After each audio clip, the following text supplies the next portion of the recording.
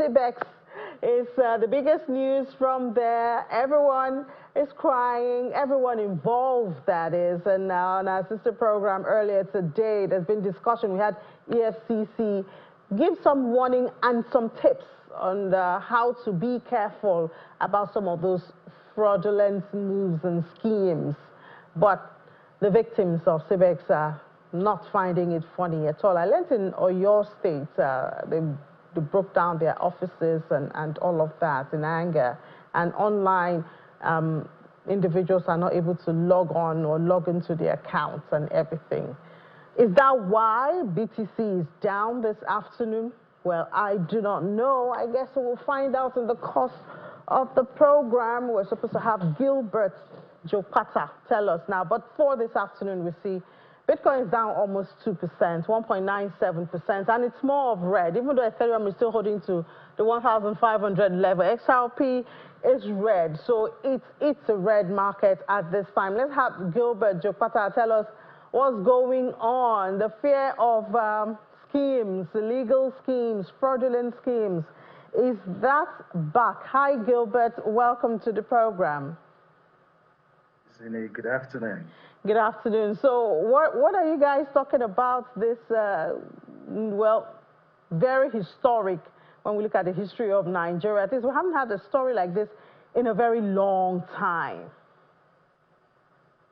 We've had something like this even within the past month. Maybe it did not get to you, but I think this is something that really drew the attentions of Nigerians. You know, so CBEX, disguised as an investment platform, promising investors like 100% return in just 1 month with no losses. You know, this is a major red flag to anyone who is familiar with real investing. However, this seems to be like what attracted a lot of persons to this website. You know, it had a clean professional design. There was no deposit limit, which means people could invest as much as they want, but there was no actual trading happening. What was shown on the dashboard wasn't real profit. So it happened until Monday this week when the withdrawal button was disabled. And you know, this is always the classical exit scam for always Ponzi scheme like this. But then forensics shows that, you know, funds were removed to a personal wallet of about $843 million, which is about 1.3 trillion naira, gone just like that. What bank in Nigeria can declare this kind of, you know, earnings at the end of the year? You know, but this was something that this fraudulent platform was able to get away with. And yet the red flags were everywhere for everybody to see. Who owns this platform? No one really knew. Where was it based? It wasn't clear. Was it registered with the Securities Exchange Commission? No. So Gilbert, should we say greed? Should we say greed is a driver here? Because, I mean, how can anybody promise you that you get 100% of your money in 30 days and you don't see what value is being, your money is being used for, and you know, you expect 100. So do we just say it's greed?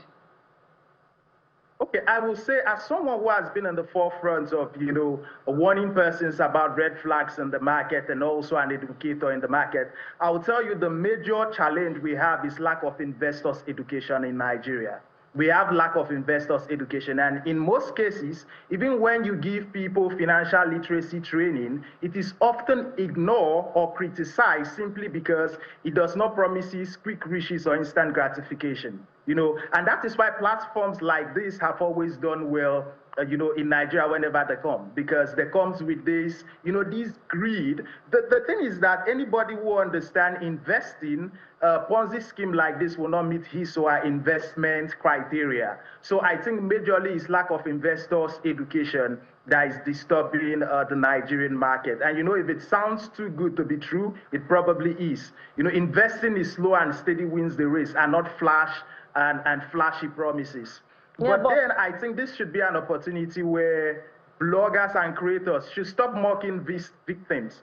You know, some of these persons are on the edge, you know, so they won't commit suicide. You know, in Europe, victims are not always laughed at. It is always, the government always investigates and pursue justice. So we could do same. Let's combine education with empathy and push for our law enforcement agency to take this serious and also pursue financial predators like this.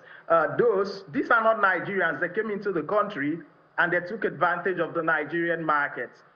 So I think that our law enforcement agency should also look for how they can also protect its citizens. Yeah, so is this, I mean, because, you know, for some people, you talk about investment literacy, financial literacy and all.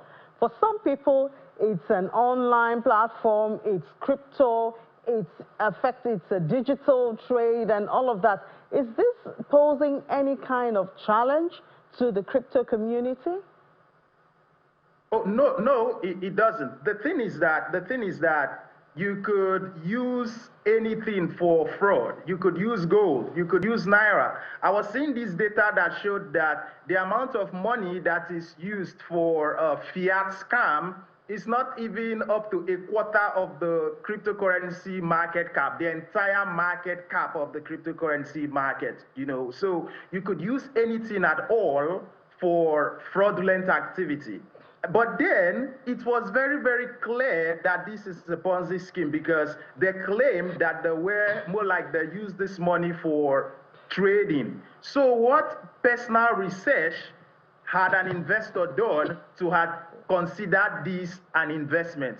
This does not pose any threat. You know, what makes cryptocurrency unique is the fact that it is transparent, it's an open record, and that is why anybody could go online and find out how much that was moved into their personal wallet because of the decentralized nature of cryptocurrency. And then I think that the fact that this was even done with the blockchain means that everybody could go and track and find out where the money is, where it has arrived. So it makes it even more difficult for the persons who are behind this activity. So our law enforcement agency, I think that they could trace, you know, and work with any collaborative agency around the world to get these financial predators to face the law. All right, Gilbert, thank you so much for that. Yeah, thank you.